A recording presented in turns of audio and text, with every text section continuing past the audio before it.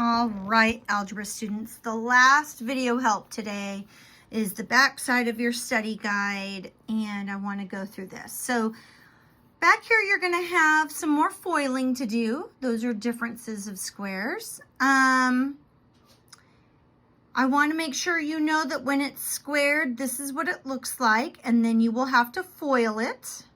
Same thing for that. On this one right here, factor the common factor out. Well, they both share a 5n, so I pulled it out. 5n times 3n would give you 15n squared. This is, I called it unfoiling. That's Mrs. V's term. 5n times 1 is 5n. Over here, what would they have in common? They have a 3 and an x to the 4th. So this would just be 3x, because 3 times 3 is 9.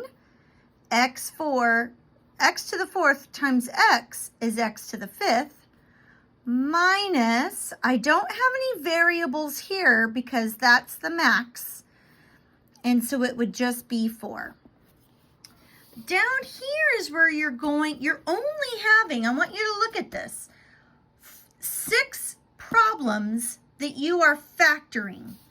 So over here, we're going to do this. They don't share anything, so there's nothing I can pull out. 35 is 7 times 5. So what multiplied gives you this, but when added gives you this? I'm going to give that the negative because 2 is negative.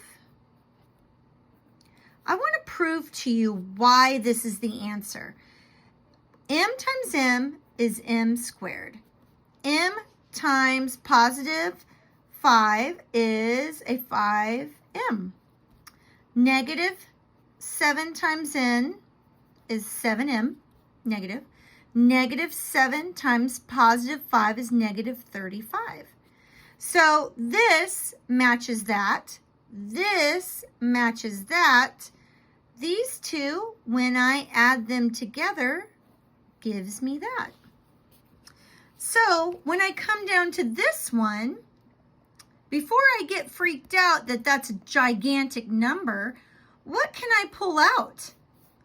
I can pull out a 5.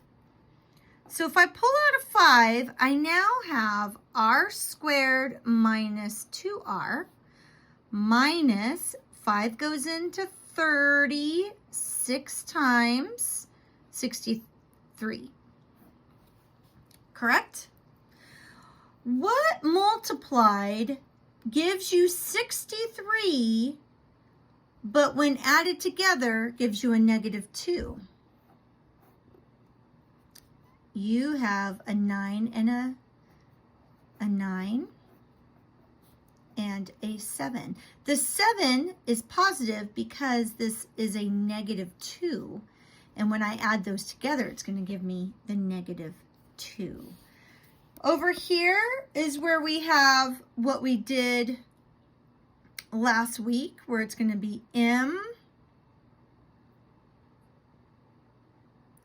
not n, m minus 2, m plus 2.